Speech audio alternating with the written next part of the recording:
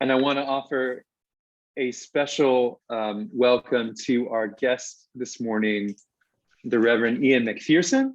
I'm part of the pastoral staff at United Church of Chapel Hill. And I just want to say, by way of introduction, I think I met Ian virtually probably about a year ago as part of a Duke reading group in liberation theology. We were reading a book by Dr. James Cone called A Black Theology of Liberation.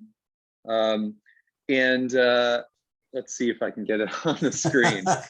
Hard to do, but it's called A Black Theology of Liberation. And there was Ian speaking as one who seemed to know quite well both the work and the man, Dr. James Cone. And it turned out that Ian had studied with him at Union Seminary in New York and was just able to be part of the discussion with such wisdom and knowledge and affection for the subject matter. And so when we started planning this session, I immediately thought how wonderful it would be to have Ian with us to bookend the series as we conclude the series, although not the conversation about Black theology. So without further ado, I just would love to welcome Ian and hand the mic over to him. Oh, well, thank you, Philip, for that generous introduction and for the invitation today. I'm so glad to be able to connect with you all at Chapel of the Cross. I was hoping that we would be able to do this in person, but understanding the complexities of this moment, both with Omicron and 3 weekends in a row.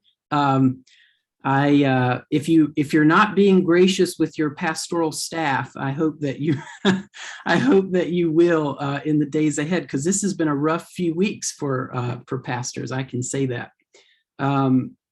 It's actually not best practice for a speaker to come in and be so forthcoming with how nervous they are about the presentation, but I feel like I can make an exception in this case.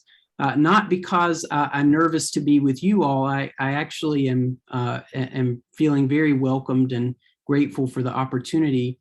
But it's because I feel such a burden to do Dr. Cone do right by Dr. Cone. And I was thinking this morning very fondly of my late professor and just thinking about the feeling that I used to have when I would turn in paper, submit a paper to Dr. Cone.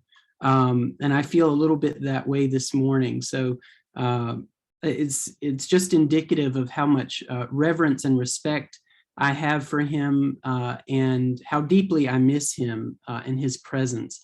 But the invitation to be part of this conversation today gave me a real blessing in that I was asked to kind of go back and look at Dr. Cone's work once again. And yesterday, I just sort of listened to several of his lectures and interviews on YouTube and just kind of sat with his voice again. And it was a real gift to me. So I just want to say thank you again for this opportunity and for the chance to reconnect with Dr. Cone in this way.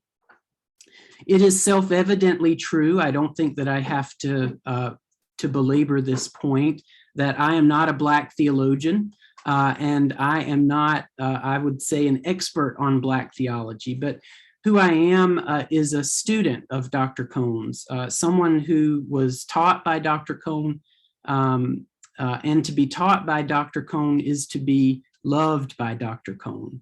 And love is really going to be a central through line in my presentation today, because Dr. Cone loved his students. He loved learning.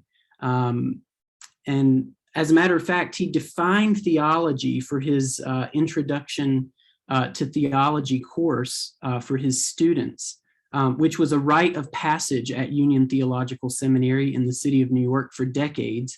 But he defined theology as loving God with your mind. And the power of Dr. Cone's theology ultimately comes out of his love, his deep, deep love for his people, Black people. Dr. Cone's love and his passion, what he called the fire shut up in his bones, quoting the prophet Jeremiah, as he often did, it was an infectious passion. He had a radical, bone-deep commitment to his theological project, and he insisted that his students seek out and find that passion for and within themselves. And in fact, he insisted it didn't have to look like his theology, and in fact, it shouldn't look like or sound like his theology. He would often say to us, "Find your voice." As a matter of fact, I was part of the graduating class that graduated just after Dr. Cone's passing, and it's a practice that we have, sort of a T-shirt that we give out to students, and so this was the gift that was given to my graduating class, and you can even see the wrinkles. This is actually the T-shirt. I took a picture of it. But this is a word cloud of Dr. Cone early on in his career, and with the quote underneath it, "Find your voice." I mean, this was just such a part of Dr. Cone's ethos as a professor that we knew that we had to mark the occasion with a gift like this to the graduating class, the class that graduated just after Dr. Cone's passing. So this is a very special piece of my experience at Union that I carry with me, but it's just indicative of the ways that, this really gives you a snapshot into the perception and the influence that Dr. Cone had among his students. So by the time I made it to Union Theological Seminary in the city of New York in 2015, Dr. Cone didn't have the afro that was sort of pictured there in that rendering. But he had that same passion that first brought him to Union in 1969. So Reverend Philip gave a really incisive framing for this series. And actually, Philip, I really appreciated it because as I revisited Dr. Cone's work, in light of your presentation, it really gave me fresh eyes through which to kind of pull out some of the thematic thrusts of Dr. Cone's work. So I can now see more clearly the centrality of personhood in Dr. Cone's theology, which we'll talk about in some depth today. So I was very blessed by the invitation to follow Philip and Dr. Patrick Smith, who just offered an extraordinary account of Dr. King's work and witness. But I think that in order to understand Dr. Cone in light of Dr. King, we really have to shift our sense of context and our focus. So you've, over the past couple of weeks, examined Dr. King's work as a very public figure who captured the American consciousness until his death and even after his death. But as we pivot to Dr. Cone, we must note that we're shifting to a much more specific audience, namely the church and the field of theology specifically. So Dr. Cone was raised in the Jim Crow South in Bearden, Arkansas in the 1940s and 50s. His parents were a huge influence on his life, as was the Macedonia AME Church in which he was raised. But he grew up under the threat of white supremacy and the fear in particular of lynching. And he describes in his writings the experience that he had when his father would come home late and the kind of anxiety that provoked within him, just knowing what threats his father faced as he left the home each day. His first college paper was actually a reflection on why people suffer. And that question of suffering would preoccupy Dr. Cone throughout his career. In fact, he taught a class on suffering at Union, and you would have to be interviewed by Dr. Cone before you were granted admission into the course. He wanted to know why you wanted to talk about suffering. It was a really central through line in his work. And he was very protective of the spaces that he created for people to talk about their suffering and to talk about suffering in general. So Dr. Cone went on to study theology, but in the whole of his higher educational pursuits, he was never assigned a theologian of color or a Black theologian to study. or any kind of works on that engaged the Black church at all to read. And he says that there was a kind of Damascus moment for him in the summer of 1967, which brings us up to where Philip sort of left us last week. There were riots in Detroit, and he was teaching at Adrian College, just about 70 miles away at the time in the summer of 1967. This particular uprising within Detroit resulted in the death of 43 people. And wouldn't be surpassed in terms of violence until after Rodney King in the 90s.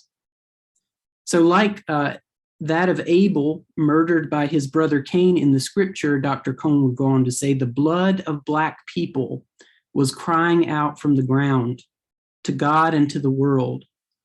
And Dr. Cone was listening to that Black blood crying out.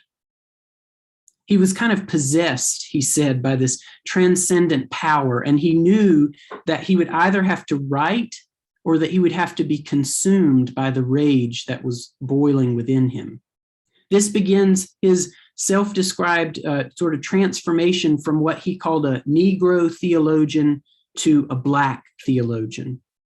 And he describes this process of transformation itself as a kind of liberative move, a kind of liberation, a liberating process.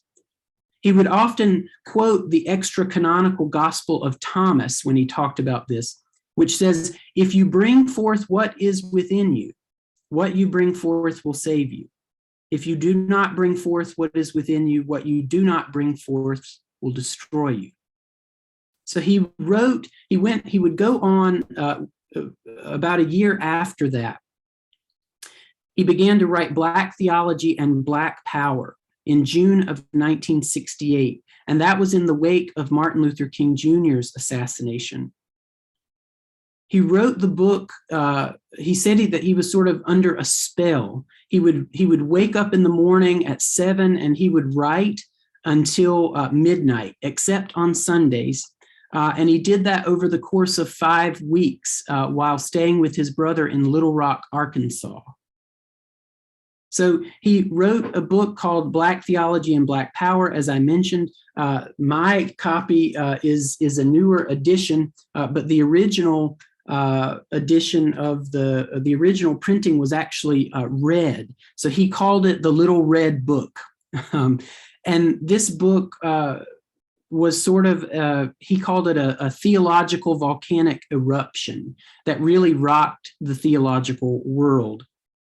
So this, along with a Black Theology of Liberation and God of the Oppressed, which are two of his other writings that would come just a few years later, Dr. Cone wrote these sort of 3 militant theological manifestos, he called them. He often would describe these 3 books using boxing language. He would talk about I'm not a boxer, so I can't do what, Dr. Cone would do, but he would often talk about them being sort of a left hook and a right hook and then a knockout punch or something like that within the theological world. And as you're reading these 3 books in particular, you can see the impact of his upbringing in the Jim Crow South and of that sort of Euro and white-centric educational formation. And you can see his resistance and agitation toward those experiences that were so formative for him. But we're going to focus in a bit today on Black theology and Black power. So Dr. Cone writes Black Theology and Black Power as a self-described, and I'm quoting him here, angry Black man, disgusted with the oppression of Black people in America and the scholarly demand to be objective about it. Too many people have died, he wrote, and too many people are on the edge of death. So what he was challenging here was what he called coolness in the investigation of an idea. The idea, especially in this case, being the engagement with the suffering, the direct engagement with the suffering of Black people. Isn't it time, he said, for theologians to get upset? So importantly, as a distinction sort of between the work that Dr. Cone is doing and what Dr. King was doing, he says that Black theology and Black power is not a manual for revolution. Instead, this is a kind of word to the oppressor, although Cone was very doubtful that we as white people would actually listen, especially in the wake of Dr. King's assassination. But he said that he had to write in the expectation that my own existence will be clarified, he said. So this goes back to that sense of dignity, that sense of personhood that was really, erupting within him. He had to speak, and he had to speak to white theologians to make them confront the reality of Black suffering in the United States. So for Dr. Cone to claim his dignity was to insist upon a searing critique of the powers that imposed indignity upon him and upon his people. So as I mentioned, he writes with a great deal of skepticism about whether or not white America will listen or change, but he felt compelled to write anyway. So the book asserted that not only was Black power not inconsistent with the Christian gospel, but that indeed it was the Christian gospel for the 20th century United States. He came to that conclusion by sort of rereading the Bible and rereading theology and the Christian tradition from the perspective of Black liberation. He sometimes would talk about even kind of being soaked in the blood of his people. Dr. Cone identified the arc of Scripture to be God's solidarity with the oppressed through the chosenness of the oppressed people of Israel, the oppressed and enslaved people of Israel, God's liberation of God's people out of Egypt through and slavery through the Exodus story, in the prophets' commitment to justice, and ultimately in the incarnation of Christ, and especially the particularity of Christ's incarnation. So not unlike Howard Thurman before him, I think Cone felt challenged to identify what sort of Christ could possibly proclaim good news for Black people. So Howard Thurman, who was challenged in his travels abroad, was asked once, was he not was his embrace of Christianity not a betrayal to the darker peoples of the earth? And that really sent Howard Thurman searching for an answer to how one could be both Black and Christian, knowing how enmeshed American Christianity was with empire and with white supremacy.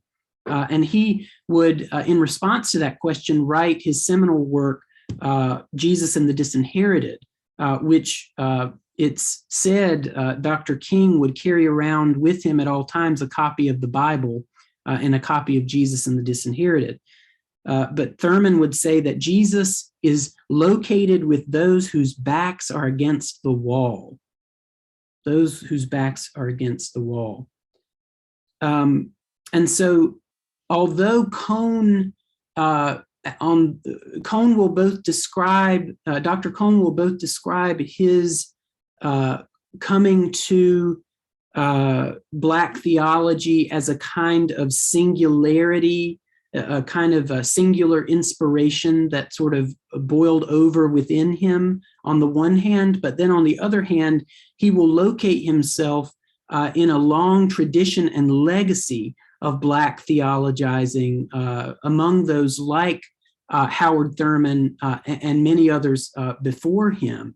And in particular, those who wouldn't be considered formal theologians. And so we'll actually talk about that more in a bit. But as Dr. Cone was writing that sort of trilogy, those three books that I mentioned, as he was writing those, he also published another book called The Spirituals and the Blues, which is a reflection of his commitment to theologizing with his people. So I'll return to that in just a minute. So I'm both sort of pointing to the singularity of Dr. Cone as the father of Black liberation theology, but also trying to give you a sense of the context in which this theologizing is made possible. So back to the claims of Black theology and Black power. Dr. Cone made the rather radical claim, and this is sort of the central point that was most challenging for many theologians at the time, that because of the particularity of Christ's incarnation in first century Palestine, that if we're looking for Christ's incarnational commitment in solidarity with the oppressed today, if we're honestly seeking Christ in our context, that we must admit that Christ is Black, not in a literal sense, not in a biological sense or the sense of skin or construction as we understand it today, but that Christ is in solidarity with Black people in their pursuit of dignity and liberation in the face of the violence of white supremacy. So to take a quick jump closer to the end of his career, I wanted to just look a little bit at how he fleshes this out a bit within The Cross and the Lynching Tree. So he would go on to say, actually, that The Cross and the Lynching Tree, as opposed to, which sort of, you can kind of think of these as bookends in a way, Black theology and Black power and The Cross and the Lynching Tree, although there was a posthumously printed text of Dr. Cone's as well, more of a memoir, I think. Whereas Black theology and Black power took Dr. Cone about 5 weeks to write, it took him about 10 years to write Black theology, to write The Cross and the Lynching Tree. And that work, he said, was the most agonizing for him to write. He would talk about the nightmares that he would have, becoming much more proximate with the fear that he carried as a young person, and really facing the reality of the terror of lynching within the United States and in his personal life, but also within the history of our nation. So it took him 10 years to write. And he says that one cannot understand the significance of the cross in America without reckoning with the violence of the lynching tree. He says that the cross and the lynching tree, in fact, interpret one another, and I'm quoting him now.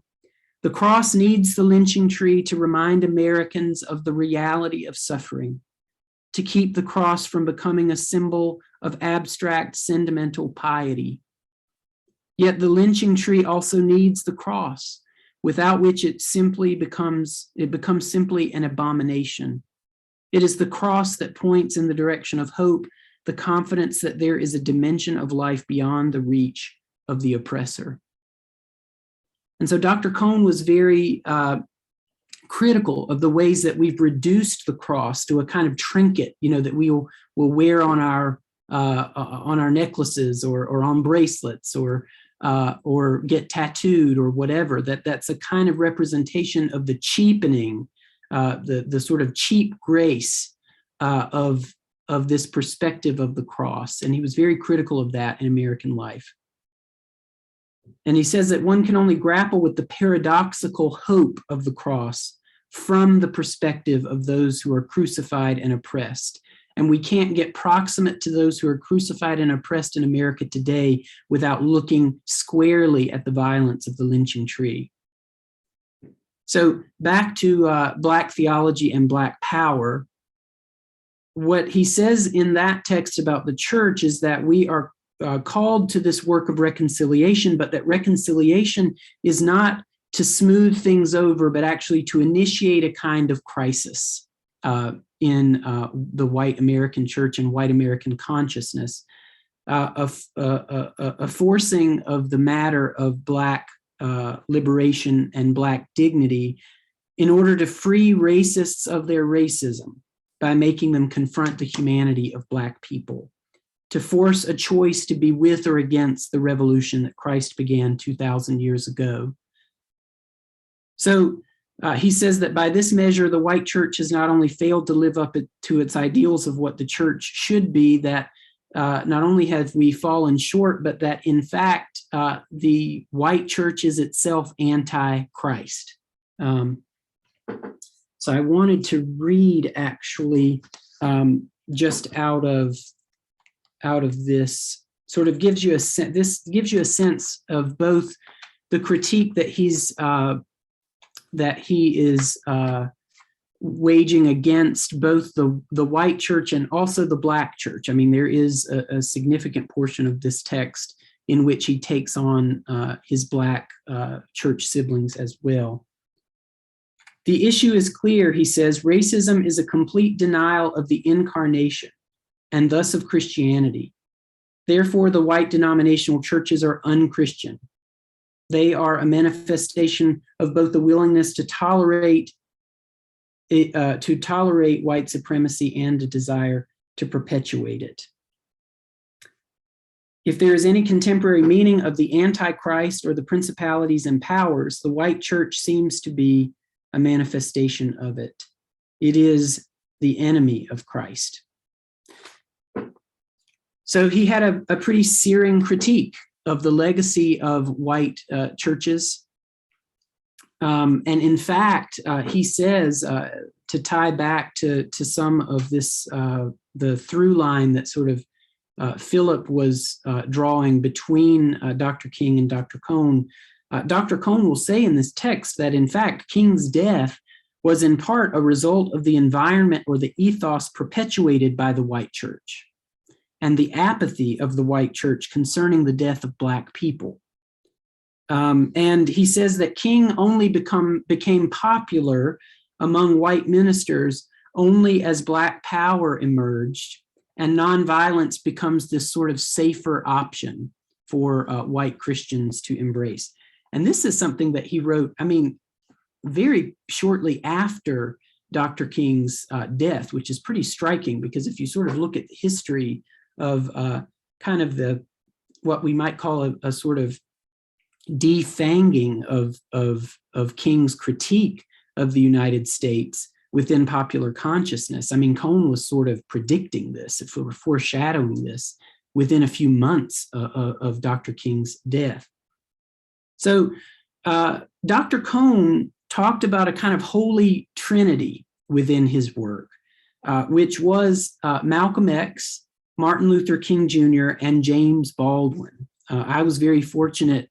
Dr. Cone taught, as I said, the introduction to theology course at Union. He also taught courses on Black theology.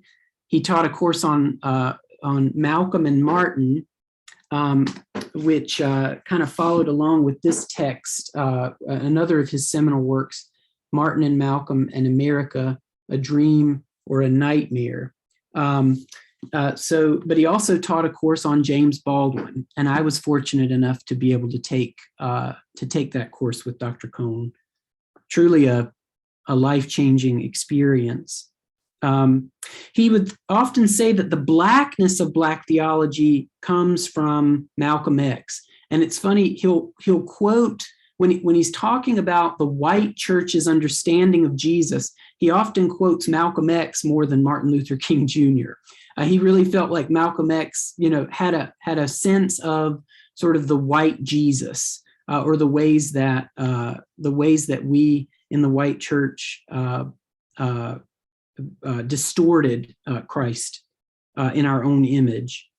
So the Blackness of Black theology comes from Malcolm X, and the theology of Black theology really comes from Martin Luther King Jr., this insistence on rooting within the Christian tradition and this emphasis on love. But Dr. Cone would also aspire to the sort of beauty, imagination, and incisiveness of James Baldwin's written word.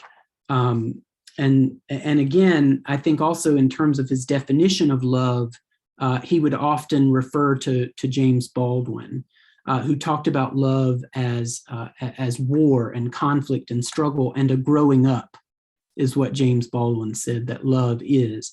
And so Dr. Cone, this was a big part of Dr. Cone's theological project, was to force a growing up within the church, and particularly the white church and among white theologians. So Dr. Cone praises nonviolence as a movement that, what he said, took fear out of the South. And I think this is sort of a personal reflection in part too, that the inspiration of Dr. King's and the power of Dr. King's witness at that time was to organize Black people who had been, for centuries, had been told that they are less than and not deserving. And somehow Dr. King inspired and organized Black people to rise up and to face the fear that white supremacy had imposed upon them. And so he was, Dr. Cone saw Dr. King as a precursor to liberation theology, and he was very clear about that. But he felt that he had to hold on to both Malcolm X and Martin Luther King Jr., and that the kind of dichotomy that people were, the sort of dualistic ways that people were talking about Malcolm and Martin, he was really skeptical of that and felt that it was a kind of move of the oppressor to sort of pit them against each other instead of holding them together. And so throughout his life and throughout his career, throughout his writing, he always held them together and even tried to speak with them in one voice. So institutionally, Dr. Cone's criticism is of the church and of theologians' unwillingness to face the existential threat that faces Black people. And even at the end of his life, he would sort of describe himself as someone who's on the margins of his own tradition in the AME church. And he even joked about the fact that, they wouldn't invite him to speak because they knew that he would come with critique. That he was pretty clear about in Black theology and Black power and in other writings. So I want you to get a fuller sense of the picture. Even though Dr. Cone has a very searing critique of white theology, he's also critiquing Black theologians and the Black church as well, and really institutions as a whole. I mean, I was at Union during a particular kind of institutional crisis in which we had run out of money and we were running out of, buildings to sell and things like that. So it came down to selling the air rights, so the rights to build above Union's campus. And students are protesting because this would contribute to the gentrification of Morningside Heights, where we're located, which in reality, is a neighbor to Harlem. We're very close to Harlem at Union. So talking with students and sort of with Dr. Cone about this, he had a very clear-eyed sense that institutions are always just interested in their own self-preservation and their own survival.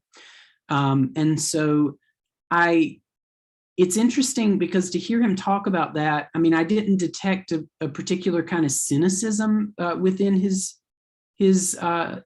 statement, but it really was a kind of fact it's a matter of fact for him. But Dr. Cone is not interested in the survival of institutions.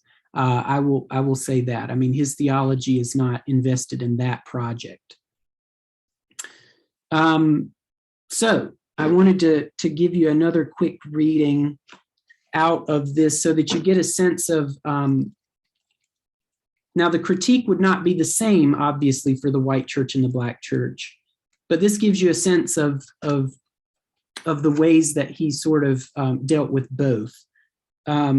He says, there is, of course, a difference between white churches and Black churches, but the similarities are striking. Both have marked out their places as havens of retreat, the one to cover the guilt of the oppressors, the other to daub the wounds of the oppressed. Neither is notably identified with the healing power of Christ. Neither is a fit instrument of revolution. So very different critiques that he lobbed at the black and white churches, but also rooted in sort of a similar thrust there, that the church is not an instrument of revolution. So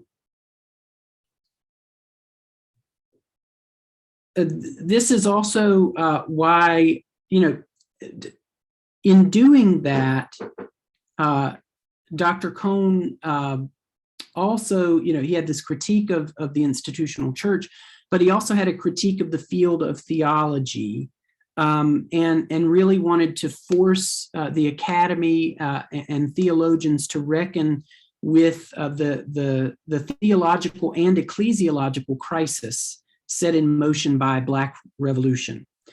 And so in time, he doesn't quite do this with Black theology and Black power, but in time, he would begin to draw from new sources of theological wisdom that he felt had been long overlooked. And so he'll say in this edition, the sort of the 1989 reprinting of Black Theology and Black Power, he'll actually reckon with some of the criticisms that were thrown his way. And the one that he notes as the most kind of searing, the one that affected him the most, was that he made his arguments in Black Theology and Black Power using only white theological sources. So in time, this is why in time he began to write books like The Spirituals and the Blues, and you see him kind of shifting his emphasis and lifting up different sources of American theologizing. And he would go on to say that the greatest source of American theological brilliance, is found in the Spirituals and the Blues of Black people. And it's interesting because when he wrote Black Theology and Black Power in those 5 weeks, sort of in the basement of his brother's apartment, or the basement of his brother's, it was either with his brother in his brother's home in Little Rock or in that church.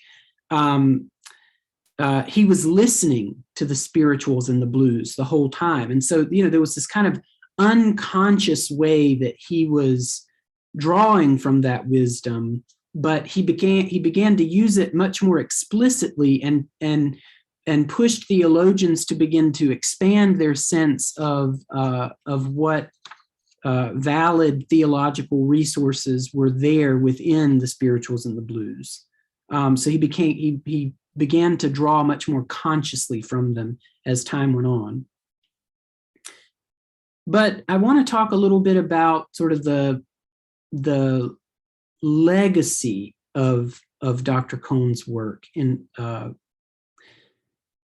paradoxically, with this kind of unashamed embrace of the particularity of his people, of Dr. Cone's people, and his reckoning with the particular moment of history in which he found himself, although it's kind of time-bound and contextual, because it was such a radical move, Dr. Cone kind of cracked open theological assumptions and created an enduring, an indelible legacy.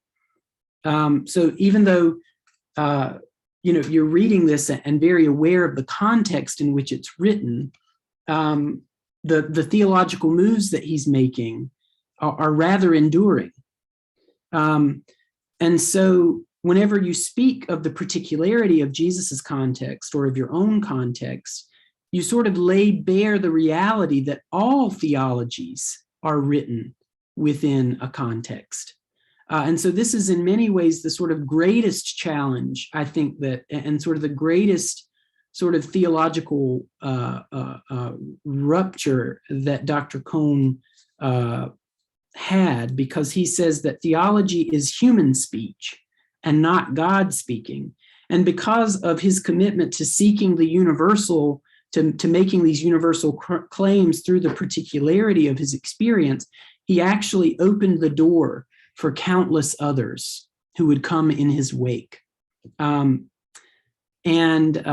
was, I think, particularly blessed to be a Dr. Cone student at the very end of his career, as he was sort of looking back and reflecting on all of the various fields of theology, the sort of what we would sometimes say contextual theologies of liberation that emerged in the wake of his writing. So Black women who studied with Dr. Cone would draw from like a Black feminist tradition and ultimately found womanist theology, which is sort of Black women theologizing from their particular experience. And that theological movement was in many ways written as an open challenge to Dr. Cone. So Dolores Williams, who would one of the sort of founding womanist theologians, said that, quote, "There is nothing of God in the blood of the cross," which is a different way of reckoning with the suffering that Dr. Cone would have us reckon with.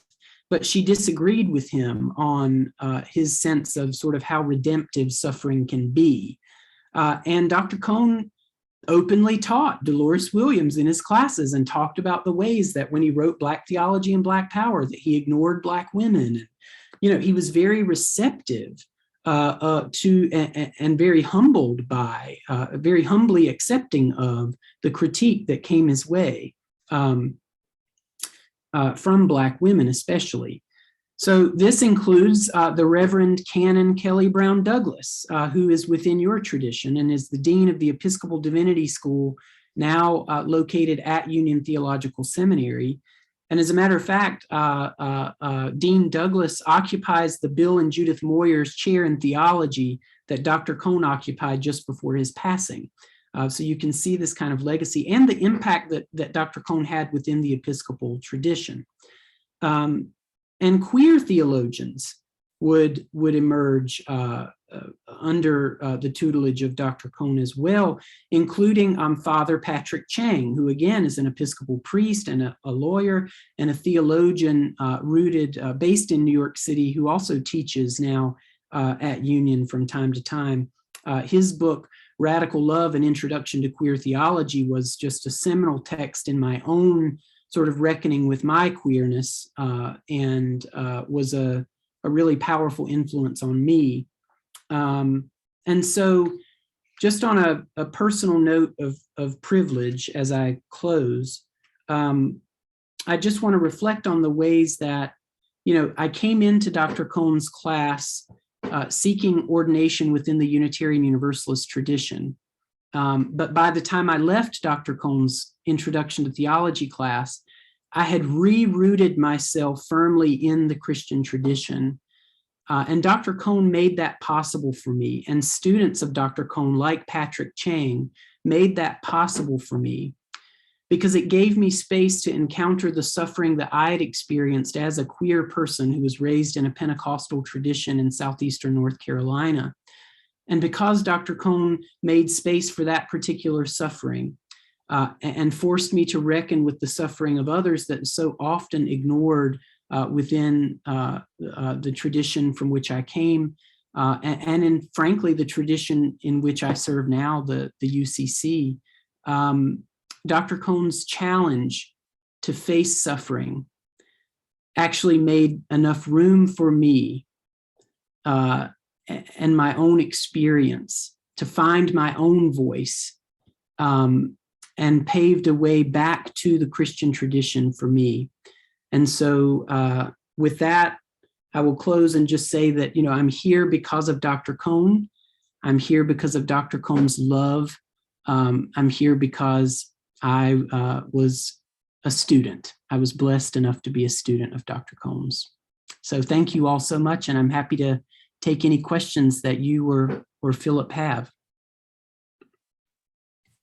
Thanks so much, Ian. I'm just going to segue here to that question and answer time, and also note I've got to run downstairs and get prepped for our next service, but Boykin is going to hang around in the parish hall. And of course, any of those on Zoom are welcome to ask their questions as well. I'll just say by way of farewell, thanks so much, Ian. What a wonderful presentation. And I look forward to checking back in later on the Q&A time. Sure. Thanks, Philip.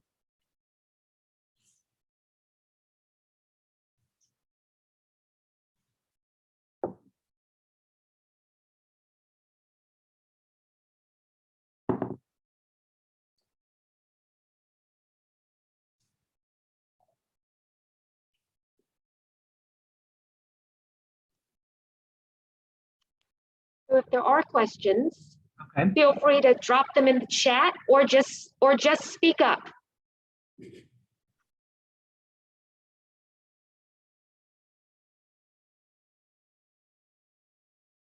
Someone in the parish hall here just said, gosh, that was a lot to digest. Questions, we'll have a bunch of questions tomorrow after we sleep on it. Just email me, yeah. I have one. Yes. Oh, hi, Linda. Hi, I have a question, just something, I agree, there was so much that I just appreciate just knowing more about Dr. Cone.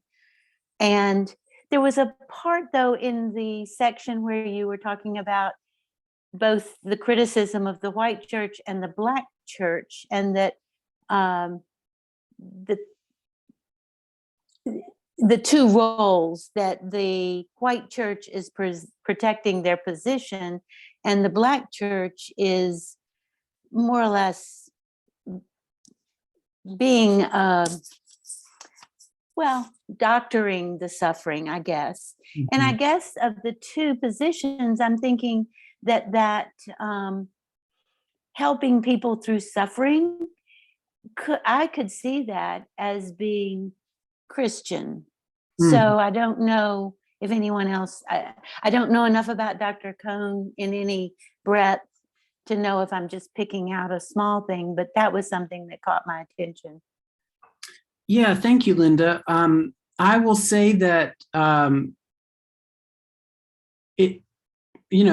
would say that of the two, I mean, Dr. Cone is most critical of the white church. He certainly, his more searing critique is for the white church. I think that in many ways, he's very sympathetic to the black church leadership. But I think that any sort of move that black preachers or theologians would make to kind of defang revolution or to sort of suppress sort of more revolutionary tendencies, I don't think he was very sympathetic to that. One example is eschatology. So, his sense of sort of final things, right? He was very critical of the idea that black people are just to, and he would say this of the black and the white church, but this idea that we're just supposed to sort of hold on in our suffering because in the sweet by and by, all things are going to be made better. He was not appreciative of that kind of eschatology. He was insistent that theology is, and he said this a lot in his classes too, and he drew really from neo-Orthodox theologians, which may not mean a whole lot, but sort of turn of the century theologians that were reckoning with the violence of World War I and World War II, who would insist on a kind of crisis, that there's a crisis moment in theology, that there's a decision that has to be made. And so anybody that sort of distracts from the decision that's being thrust upon us between Black revolution and Black suffering, Cone was certainly more critical of those who imposed Black suffering, but he was also critical of those who would distract us from the choice that we have to face Black suffering, from the necessity of facing Black suffering here and now. And so he was not interested in kind of a, sweet by and by eschatology. And Black, like womanist theologians will go on to talk about that as well, in the sense that, hope is really an everyday. We have to root our hope in the everyday. It's an everyday project. And so Cone was insistent that our hope, our eschatological sense of last things, our sense of hope has to be grounded in this necessity of Black revolution. And so I think that's sort of I hope that answers your question, but that's sort of anything that distracts or sort of smooths over the sharpness of Black revolution he was against. Yeah.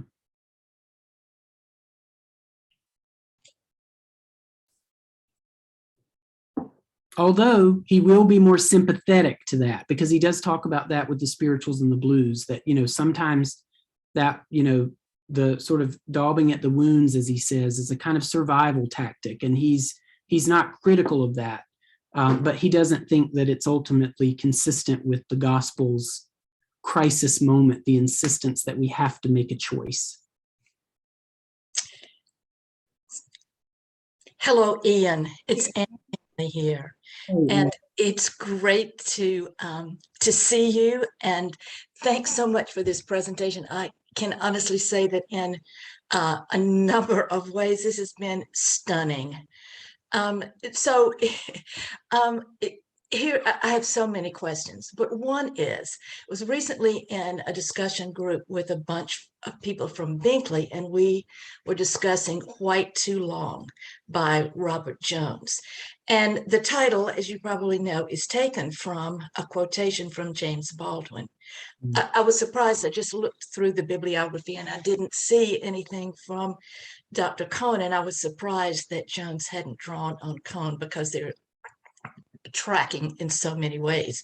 But his thesis is that the white church has been not just a part of, but really the institutional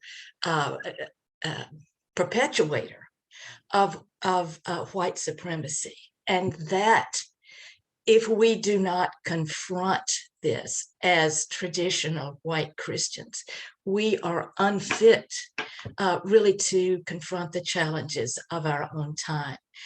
So my question is, I have so many, but one is, how do we do that? And then what? I realize these are huge questions, but they do seem to me to be germane. Hearing you, having read this and discussed it, I want to know what to do next. Well, Anne, thank you. That's such a great question.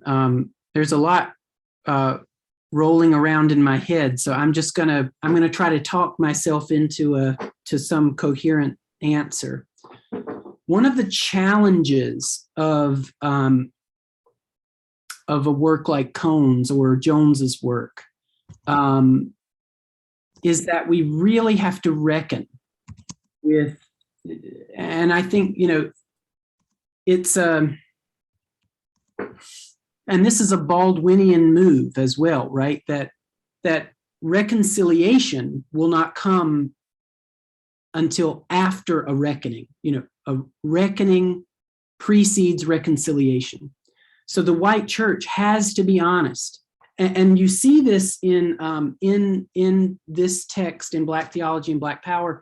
But there are some people who've been in the wake of Cohn who's been actually doing more historical work and theologizing and thinking about contextualizing sort of the ways that white supremacy is in fact a theological project, and that the white church is not just complicit sort of in white supremacy, but that we are in fact the creators of white supremacy in the Western tradition.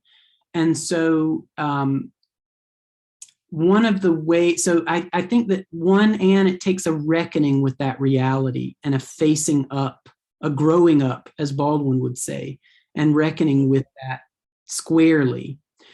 And then two, I think one of the challenges that happen is that it sort of leaves us feeling a bit unmoored, right? Because, Dr. Cohn has this rich legacy of the spirituals and the blues and of all of these resistance and freedom fighters, to draw from. But as white people, we're left with sort of relatively few ancestors from which to draw in our work.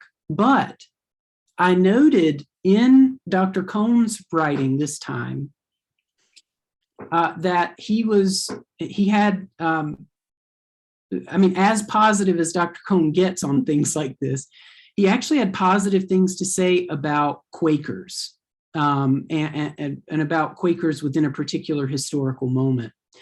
And that struck me because I was reading recently, Stamped from the Beginning, the Ibram Kendi work. And actually I was reading the youth version here, which is Stamped, sort of Racism, Anti-Racism and Youth, which is like a young adult adaptation. I was reading this with our youth here at United Church.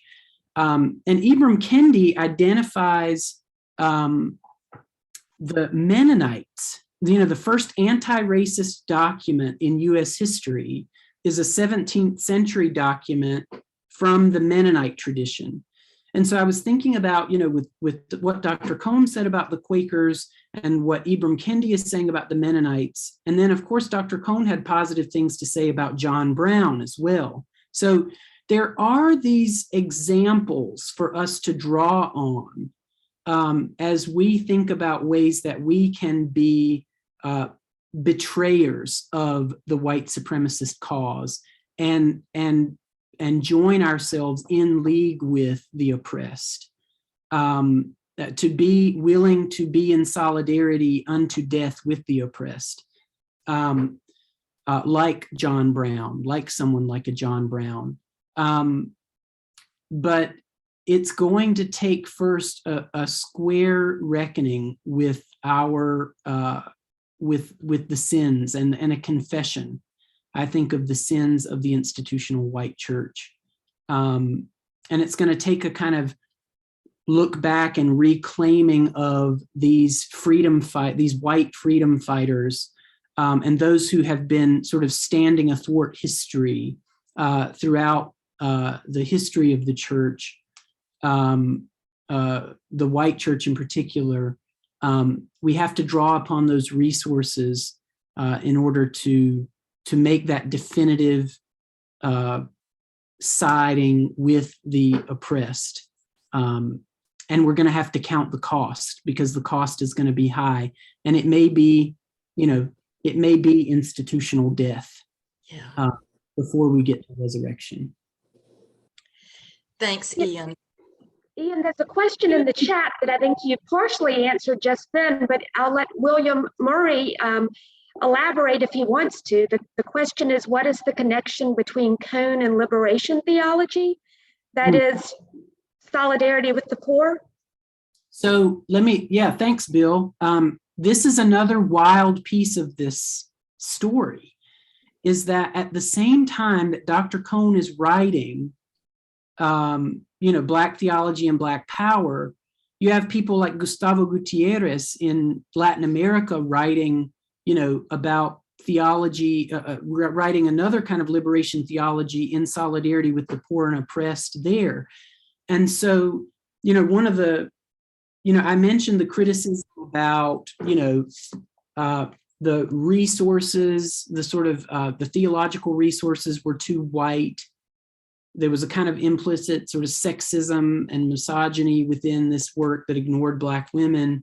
But the other challenge that Cone took on later in his career that was posed to this book is that it was so contextual that it ignored sort of the global scheme of revolution. And so later, Dr. Cone would connect with people like Gustavo Gutierrez, and you would begin to see there's a whole network of global theologians doing this work, on the African continent, in Latin America, in Asia, particularly Southeast Asia. And Dalit theology or within the Indian context. And so there's certainly a kind of globalization of this sense of revolution that Dr. Cone carried throughout his career. And you're beginning to see now in scholarship a reclaiming of the kind of global network that was that underpinned, the civil rights movement. Dr. Cone's colleagues, who were also professors of mine, Gary Dorian and Sarah Azaransky, who are ethicists at Union, have both written about, we all sort of know the kind of connection between Martin Luther King Jr.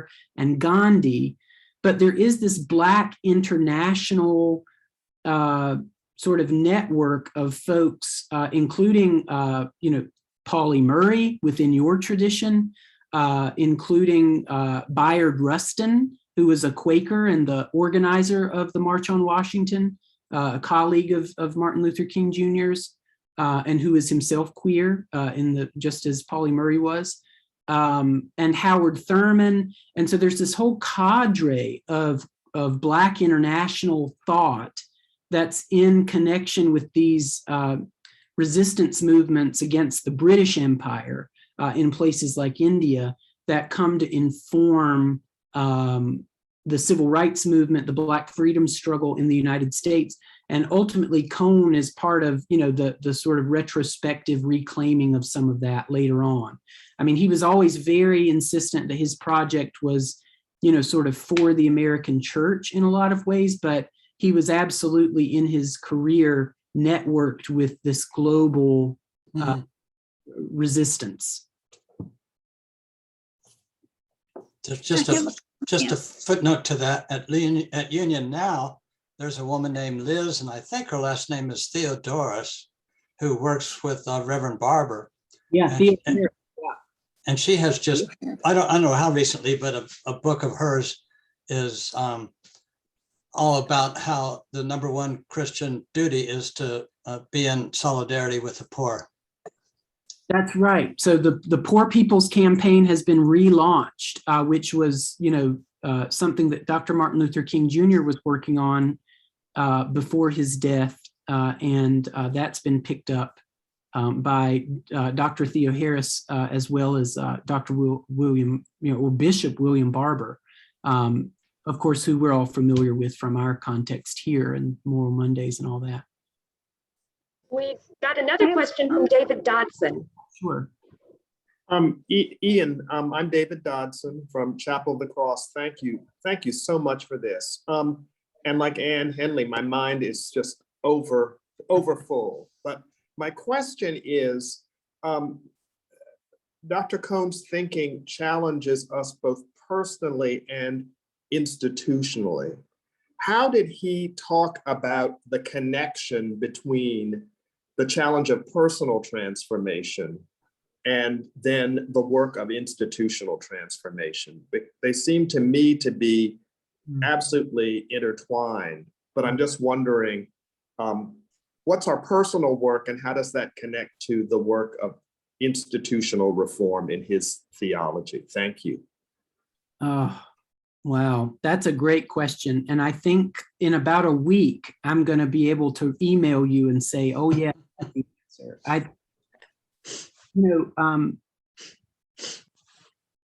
Dr. Cone, there's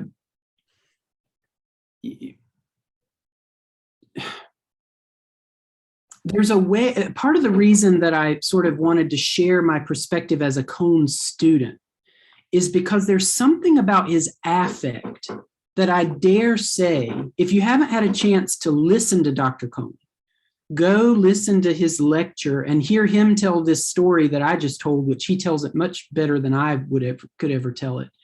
But hear him at a lecture at Union. I think it's Black Blood crying out from the ground or something like that. It's a reflection of him, about an hour of him talking about sort of where Black theology came from, which helped me to frame kind of the way that I told the story.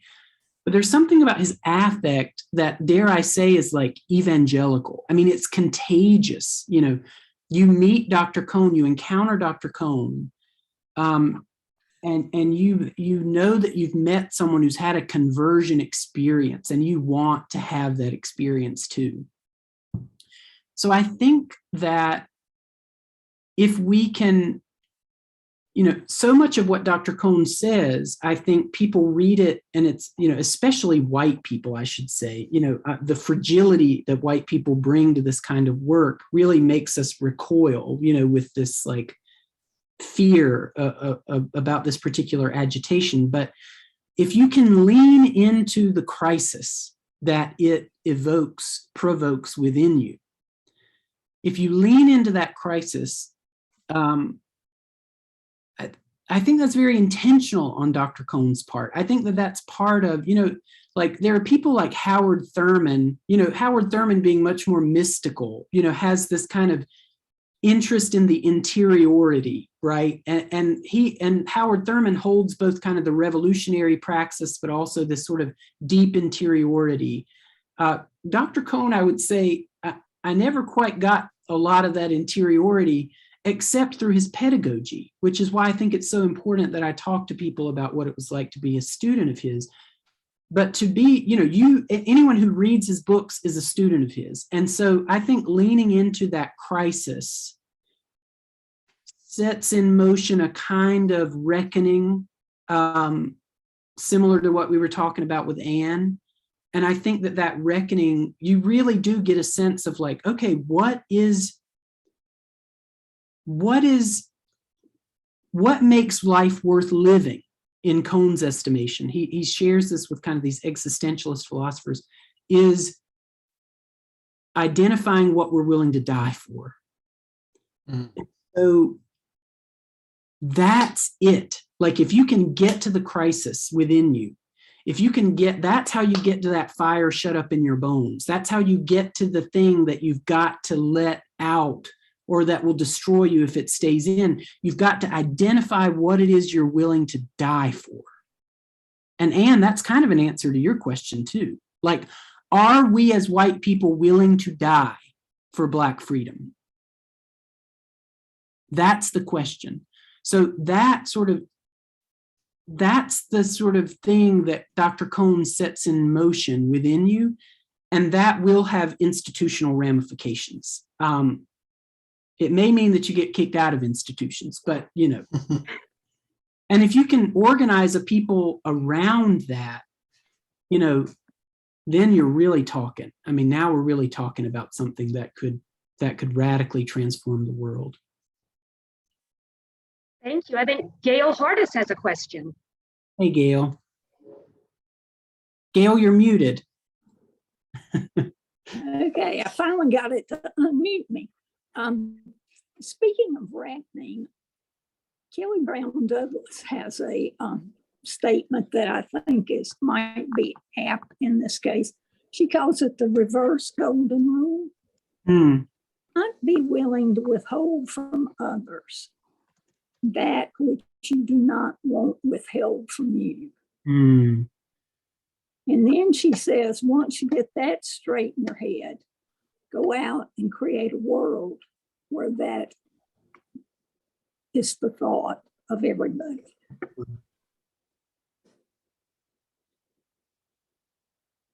No, I think that, Dr. Kelly Brown Douglas, so there's some interesting moves made in the wake of Dr. Cohn's work, right? Dr. Cohn has this, the cross is central for Dr. Cohn. So, which is, I mentioned that because I think the cross is that crisis, right?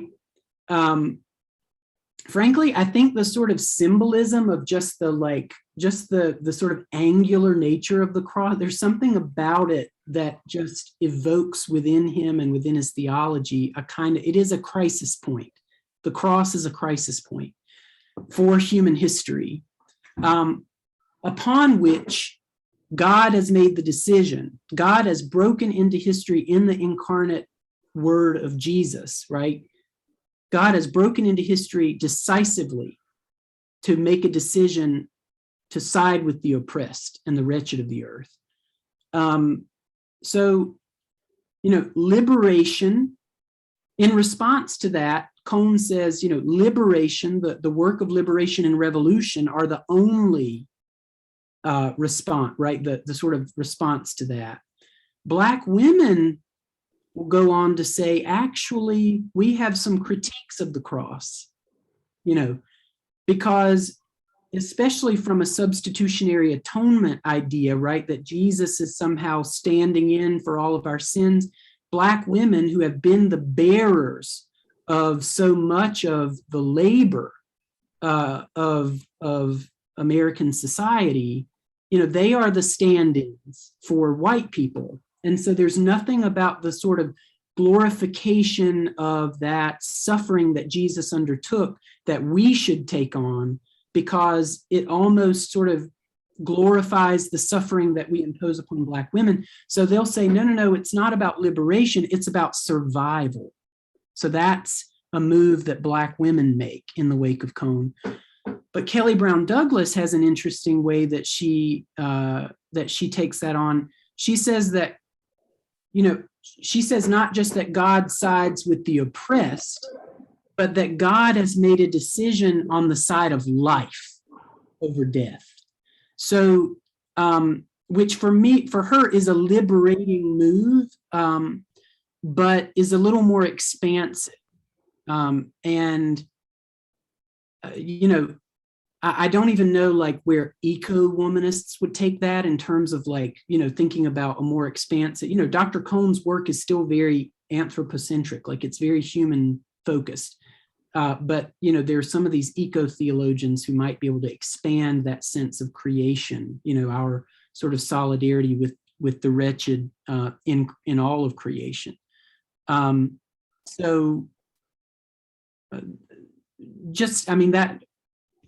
That's just what your thoughts sparked within me, Gail. If you haven't had a chance to read the Reverend Canon Kelly Brown Douglas's work, I highly encourage you to do that.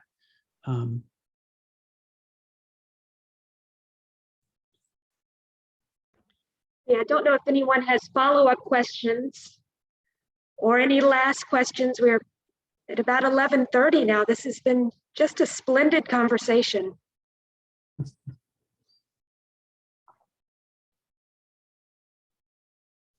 Well, David, are you jumping in or? No, I was going to say thank you. That was all. Yes, thank you so much. This has been wonderful, and this recording will be posted later this afternoon if you want to go back and watch it again or share it with friends. So stay warm, everyone. Thank you. Thank you. Thank you all so much. I really appreciate this opportunity. And if there are any follow-up questions, I'm happy to, correspond over email or grab a coffee or something. So thanks for your time this afternoon. I really appreciate it. Thank you. Thank you. Thank Ian. you. Thank you, Boykin. Yeah, thanks, Boykin. And